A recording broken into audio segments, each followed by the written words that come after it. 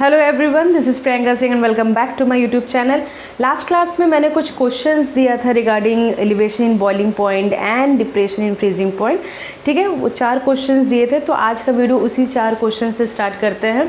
Then हम लोग last colligative property के बारे में डिस्कस करेंगे, विच इज़ ऑस्मोटिक प्रेशर। ठीक है, जो देखते हैं फर्स्ट क्वेश्चन क्या था। फर्स्ट क्वेश्चन था कि 1 ग्राम नॉन इलेक्ट्रोलाइट सॉल्यूट है, मतलब वेट ऑफ अ सॉल्यूट आपका 1 ग्राम है, जिसका मॉलिक्यूलर वेट था 250। ठीक है, डिज़ोल्व हुआ मास ऑफ अ सॉल्वेंट कितना है। मास ऑफ अ सॉल्वेंट आपका दे दिया है 51.2 ग्राम बेंजीन था। ठीक है, और आपका KF का वैल्यू है 5.12 K। पूछा है if the freezing point of benzene lowered by मतलब डेल TF पूछा है, ये कितने से लो हो गया, फ्रीजिंग पॉइंट कितने से लो हो गया। सो हम लोग ये फॉर्मूला पता है, KF they have given 5.12। Molality को खोल लीजिए, ओपन कर लीजिए। We have weight we have 1, molecular weight 250 into 1000 by mass of a solvent we have again 51.2। ठीक है, इसको सॉल्व करेंगे हम लोग, क्या आ जाएगा, दिस इज़ वी गॉट। ठीक है, हम पूरा बेसिक से ही सॉल्व करें, किसी को तकलीफ़ होता है तो वी हैव दिस थिंग। तो आपका आ जाएगा 10/25।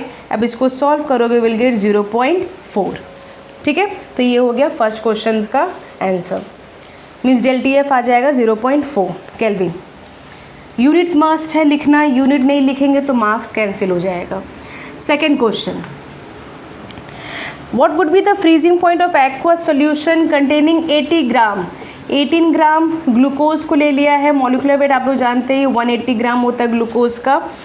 Freezing point of aqueous solution पूछा है, molecular mass of a solvent है 1000 ग्राम, मास ऑफ सॉल्वेंट है 1000 gram. So again del TF equal to KF M। KF आपका दे दिया है 1.86, so we have 1.86 into 18/180 into 1000/1000। ठीक है, so we will have 1.86 divided by 10। ठीक है, मतलब कि आपका आ जाएगा 0.186 डेल TF आ गया। लेकिन आपसे पूछा what will be the freezing point of aqueous solution, तो फ्रीजिंग पॉइंट आपका एक्वस सॉल्यूशन मतलब T0F माइनस TF। T0F आपको पता है 0 डिग्री सेल्सियस होता है। ठीक है, मतलब they are asking for TF, तो मतलब TF आपका क्या हो जाएगा माइनस 0.186 डिग्री सेल्सियस। ठीक है, ये हो गया सेकेंड का आंसर। थर्ड क्वेश्चन वो तो बहुत इंपॉर्टेंट क्वेश्चन है क्या है थर्ड क्वेश्चन, वो भी देख लेते हैं। An aqueous solution freezes at minus 0.186, तो KF दे दिया है, KB दे दिया है, तो यहाँ से आपको पूछा है कि डेल TB क्या है। Means they are asking in the third question, they are asking del TB, what is del TB, elevation in boiling point. और del TF equal to KF into M। यहाँ पे देखिए 0 डिग्री सेल्सियस, T0F का value, TF का value आपका दिया है minus 0.186। ठीक है, KF they have given 186 into M, तो यहाँ से आपका M निकल जाएगा 0.186 इंटू M, तो आपका M आ गया 0.186 डिवाइडेड बाई 1.86। इसको आप सॉल्व करोगे तो आपका आ जाएगा 0.1। सो यहाँ पे आपका M आ गया। इसी M को अब एलिवेशन इन बॉइलिंग पॉइंट में हम लोग पुट करेंगे, तो डेल TB निकालना है। KB का वैल्यू दिया है 0.512 इंटू 0.1। ठीक है, आपका यहाँ पे थर्ड क्वेश्चन का आंसर आ जाएगा। इसको सॉल्व कर लीजिएगा, नॉर्मल सॉल्विंग है। Next question we have fourth one is elevation in boiling point was 0.52, means del TB दे दिया है 0.52 degree Celsius when 6 gram of compound X dissolve in 100। तो मतलब आपका वेट दे दिया है सॉल्यूट का 6 ग्राम, मॉलिक्यूलर वेट आपका पूछा है, मास ऑफ अ सॉल्वेंट दे दिया 100 ग्राम। बहुत इजी क्वेश्चन है, सोचो ये सब क्वेश्चन एंट्रेंस में आया है। तो आपसे पूछा है कि बताइए मॉलिक्यूलर वेट क्या है, तो we have del T B equal to K B into M. Del T B दिया है 0.52, के बी दिया है 5.2 into weight we have 6 gram, ये पूछा है इंटू 1000 बाई 100। ठीक है, इसको सॉल्व कर लीजिए, आपका आ जाएगा 5.2 into 6 into 10 divided by 0.52 means we have 100 ऊपर, एक नीचे। ये होता है ना, काफ़ी बच्चों को ये प्रॉब्लम है, अभी भी पॉइंट में प्रॉब्लम रहता है। ठीक है, तो इसलिए मैं थोड़ा पूरा प्रॉपर पॉइंट हटा के कर दे रही हूँ ताकि आप लोगों को आराम मिले। ठीक है, नेक्स्ट। तो फाइनली आपका आ जाएगा अराउंड 600 समथिंग। ठीक है, तो इस तरीक़े से आपका आंसर आ जाएगा। क्लियर? तो ये 4 क्वेश्चन था जो मैंने दिया था। नेक्स्ट हम लोग बात करते हैं ऑस्मोटिक प्रेशर के बारे में। Okay, so now we are going for osmotic pressure.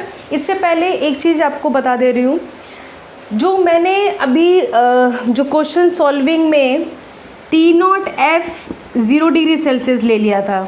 ठीक है, अगर क्वेश्चन में आपको T0F का वैल्यू या T0B का वैल्यू नहीं दिया है और वो लोग TF का वैल्यू दे दिए हैं या TB का वैल्यू दे दिए हैं एंड दे आस्किंग फॉर कि डेल TBF निकाल दीजिए या वहाँ से M निकाल दो, तो प्लीज़ याद रखो, अगर नहीं दिया है तो T0F that is freezing point of a pure solvent आप 0 डिग्री सेल्सियस लेंगे and T0B which is boiling point of a pure solvent वो 100 डिग्री सेल्सियस लोगे। ठीक है, अगर नहीं दिया है तो ये बहुत ज़्यादा शायद कन्फ्यूजन है कि क्यों ये ले रहे हैं। तो अगर they have not given you can take this thing. Clear? Now osmotic pressure क्या होता है ये आप लोग को ऑलरेडी पता है, क्लास 10 का टॉपिक है। ऑस्मोसिस को रोकने के लिए जो प्रेशर लगता है उसी को ऑस्मोटिक प्रेशर कहते हैं, नॉर्मल टर्म्स में कहा जाए तो ऑस्मोटिक प्रेशर डिनोट होता है पाई से इन केमिस्ट्री। ठीक है, अगर इसका थोड़ा बहुत एक्सप्लेनेशन चाहिए तो क्या होता है, ऑस्मोसिस क्या करता है, सिंपली आपका सेमी परमेबल मेम्ब्रेन से आपका मॉलिक्यूल्स जो हैं from low to high concentration में मूव करते हैं, उस मूवमेंट को ही स्टॉप करने के लिए हम लोग प्रेशर क्रिएट करते हैं। अगर आप कनेक्ट करोगे क्लास 10 के बायो से तो वहाँ पे हम लोग पिस्टन लगा के ऊपर से प्रेशर देते थे ताकि वाटर जो है शुगर सॉल्यूशन में ना जा पाए। ठीक है, थोड़ा बहुत तो याद होगा ही, वही है आपका ऑस्मोटिक प्रेशर। इसका सिंबल है in chemistry we are using pi, वैसे भी ऑस्मोटिक प्रेशर का यही सिंबल है। अब हम लोग क्या करेंगे, बॉयल्स और वेंटहॉफ, चार्ल्स एंड वेंटहॉफ, ये दोनों अपना अपना अफेक्ट बताए थे कंसंट्रेशन का कि ऑस्मोटिक प्रेशर का क्या अफेक्ट है ऑन कंसंट्रेशन। ठीक है, सो पहले है बॉयल्स वेंटहॉफ। बॉयल्स आप लोगों को पता है टेम्परेचर कांस्टेंट रहता है। ये दोनों जन मिल के क्या बोले, ये बोले कि pi is directly proportional to सी, मतलब कि अगर कंसंट्रेशन ज़्यादा है तो ऑस्मोटिक प्रेशर ज़्यादा होगा। ऑब्वियसली यही है। अगर क्लास 10 का अगर आप लोगों को टॉपिक याद है तो एक शुगर सॉल्यूशन था ऐसे फनल में और ये पानी में पूरा डिप था, तो पानी इसके अंदर जा रहा था और ऊपर से हम लोग एक पिस्टन डाल रहे थे ताकि ये ऑस्मोटिक मतलब कि पानी अंदर ना जा पाए। तो अगर शुगर सॉल्यूशन का कंसंट्रेशन ज़्यादा होगा तो ये ज़्यादा ही पानी को अपने ऊपर टानेगा। ठीक है, फोर्सफुली अट्रैक्ट करेगा, मॉलिक्यूल और ज़्यादा मूव करेगा। तो अगर ज़्यादा पानी अंदर जा रहा है फ्रॉम लो टू हाई तो ऑब्वियसली अगर आपको ये रोकना है तो इस प्रेशर को आपको बढ़ाना पड़ेगा, ऑस्मोटिक प्रेशर को। तो यहाँ से ये क्लियर हो गया कि pi is directly proportional to C and what is C, C is a mole per litre n by v। Suppose if you are taking 1 mole तो can we write 1 by v। ठीक है, तो हम लोग लिख सकते हैं कि pi equal to 1 by v, so we can write pi v equal to constant. ठीक है, तो यहाँ से इनका ये मुद्दा क्लियर हो गया कि हाँ भाई यही चीज़ है, अगर कंसंट्रेशन ज़्यादा है तो पाई ज़्यादा होगा ही होगा। नेक्स्ट आता है चार्ल्स। चार्ल्स क्या बोले, चार्ल्स कॉन्सेंट्रेशन को कांस्टेंट रख के बोले कि pi is directly proportional to temperature. ये तो नॉर्मल सा बात है, अगर टेम्परेचर ज़्यादा है तो मॉलिक्यूल्स के बीच में कोलिजन ज़्यादा है, उनके मूवमेंट ज़्यादा है, क्योंकि उनके काइनेटिक एनर्जी ज़्यादा है तो उनके ऑस्मोटिक प्रेशर भी ज़्यादा लगेंगे। एक सिंपल सा लॉजिक है। इसके बाद क्या होता है, यहाँ से हमको ये रिलेशन मिल गया और यहाँ से हमको ये रिलेशन मिल गया। फाइनली डाइल्यूट सोल्यूशन के लिए ऑस्मोटिक प्रेशर क्रिएट करने के लिए हम लोग को 2 पॉइंट या 2 इक्वेशन डिराइव हो गए। अब हम लोग इसी 2 इक्वेशन को, इक्वेशन 1 एंड इक्वेशन 2, ये दोनों को ही क्या करेंगे, कंबाइन कर देंगे। ठीक है, सो देखते हैं क्या होता है। So we have pi is directly proportional to C and pi is directly proportional to T। ये दोनों को आप कंबाइन करोगे तो आपको मिल जाएगा CT। ठीक है, वही चीज़, ये हटता है प्रोपोर्शनल साइन तो क्या आता है, गैस कांस्टेंट आएगा। एक आपका कांस्टेंट आएगा, यहाँ पे कौन सा कांस्टेंट है, गैस कांस्टेंट है। So we can write CRT। ठीक है, अगेन R आपका गैस कांस्टेंट है तो आपका T किस में होगा, केल्विन में होगा। ठीक है, ऑलरेडी R के बारे में डिस्कस है लास्ट वीडियो में, तो एक बार प्लीज़ गो थ्रू कर लो वो वीडियो, लिंक में भी डिस्क्रिप्शन बॉक्स में भी लिंक दिया है। नेक्स्ट, इस C को हम लोग ऐसे भी लिख सकते हैं N/V/RT। ठीक है, what is N? N is a mole, so we can write weight by molecular weight, so we can write W/mV/RT। ठीक है, तो आपका फॉर्मूला क्या हो गया, एक ये फॉर्मूला हो गया जिससे आपका क्वेश्चन आएगा, एक ये फॉर्मूला हो गया जिससे आपका क्वेश्चन आएगा, और एक ये फॉर्मूला हो गया जिससे आपका क्वेश्चन आएगा। What is W? W is the weight of a solute. What is M? M is the molecular mass of a solute. समझ में आया, ये यहाँ तक क्लियर है। इसके बाद एक केस आता है आइसोटोनिक सॉल्यूशन केस। ठीक है, एक केस आता है आपका isotonic solution case. What do you mean by isotonic solution? Iso मतलब क्या होता है, सेम, इसका मतलब होता है सेम, और टॉनिक मतलब होता है कॉन्सेंट्रेशन। मतलब कि दोनों साइड में अगर A और B है तो इसका कॉन्सेंट्रेशन, इसका कॉन्सेंट्रेशन सेम होता है, जिसके कारण नेट मूवमेंट क्या हो जाता है, 0 हो जाता है। तो उस केस में कैसे आप ऑस्मोटिक प्रेशर निकालोगे, तो we can write π1 equal to π2, क्योंकि दोनों का ऑस्मोटिक प्रेशर सेम होगा, तो we can write C1RT equal to C2RT। ठीक है, then C1 equal to C2, then N1/V1 equal to N2/V2। ठीक है, अगर वॉल्यूम सेम निकला तो आपका क्या हो जाएगा, W1/M1 इक्वल टू W2/M2। ठीक है, तो ये हो गया आइसोटोनिक सॉल्यूशन। आइसोटोनिक केस के लिए, केस पे बहुत सारा क्वेश्चंस आते हैं, एक नॉर्मल सा चीज़ है, इसमें कोई भी इतना बड़ा रॉकेट साइंस नहीं है। ठीक है, osmotic pressure is very simple in this whole chapter. So we have for isotonic we have W1/M1 equal to W2/M2। What is W1/M1 and what is W2/M2? W1 is the weight of a solute of A, M1 is the molecular weight of A, W2 is weight of a B and M2 is the molecular weight of B। Clear? Osmotic pressure को height से भी जोड़ा गया है, कहीं कहीं पे question देखा गया है कि ऑस्मोटिक प्रेशर को हाइट से भी कनेक्ट किया गया है। तो अगर आप लोग को याद होगा कि प्रेशर इक्वल टू H/ρg होता है, तो इस प्रेशर की जगह पे हम लोग ऑस्मोटिक प्रेशर को भी कहीं कहीं किसी किसी क्वेश्चन में लेते हैं। ठीक है, ये क्वेश्चन कहाँ पे हो गए, जहाँ पे आप देखोगे कि कहीं से हाइट मेज़र कर दिया है या डेंसिटी ले लिया है, तो we can take this also. तो we can write CRT equal to H/ρg। तो यहाँ से भी लो बेसिकली ना कैपिलरी वाला एक्शन में ये वाला पार्ट आता है। ठीक है, तो ये दूसरा आपका फॉर्मूला हो गया। क्लियर? तो ये था आपका ऑस्मोटिक प्रेशर के बारे में, नॉर्मल है, कोई भी इतना बड़ा मुद्दा नहीं है। नेक्स्ट क्वेश्चन आता है इंट्रेंस से एक बहुत अच्छा क्वेश्चन है कि ये चारों जो कॉलिगेटिव प्रॉपर्टीज़ आप लोग पढ़े हो, relative lowering of vapour pressure, elevation in boiling point, depression in freezing point and osmotic pressure, ये चारों में से सबसे बेस्ट कॉलिगेटिव प्रॉपर्टी कौन है? तो सबसे बेस्ट कॉलिगेटिव प्रॉपर्टी आपका ऑस्मोटिक प्रेशर ही है। क्यों? क्योंकि ऑस्मोटिक प्रेशर में अगर आप देखोगे तो we are using C, and what is C? C is a molarity,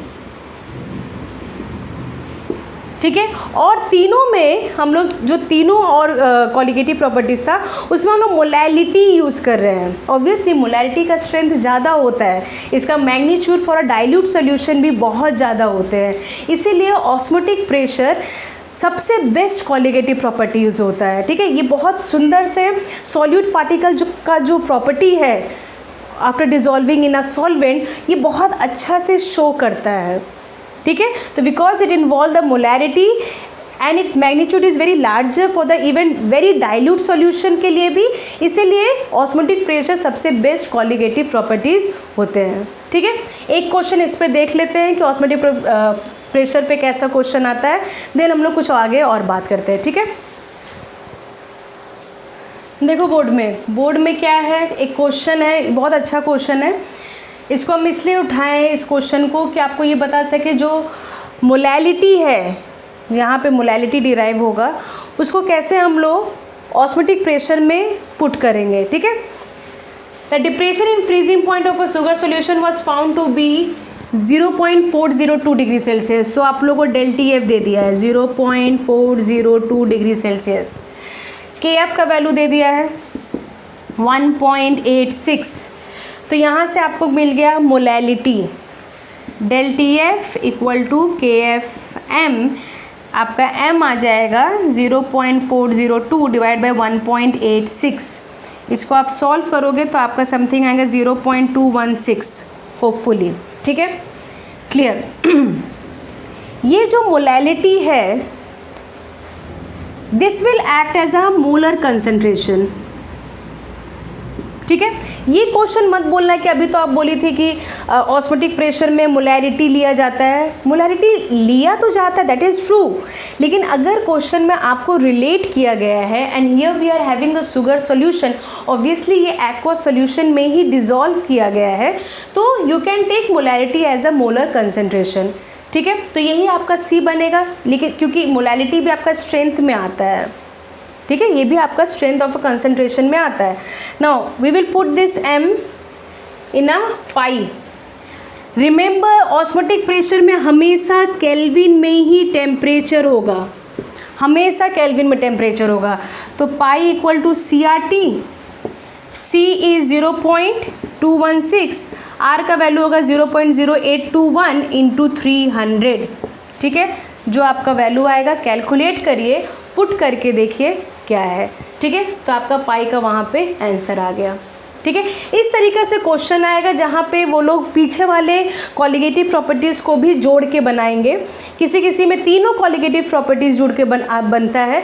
तो हमेशा बस क्या है कि सबका जो बेसिक फंडा है वो ध्यान में रखो, बेसिक फॉर्मूला ध्यान में रखो, फिर उसके बाद आपका सारा का सारा पॉइंट एक दूसरे से कोरिलेट अपने आप हो जाएगा, आपको उतना मेहनत करने का भी ज़रूरत नहीं है, ठीक है।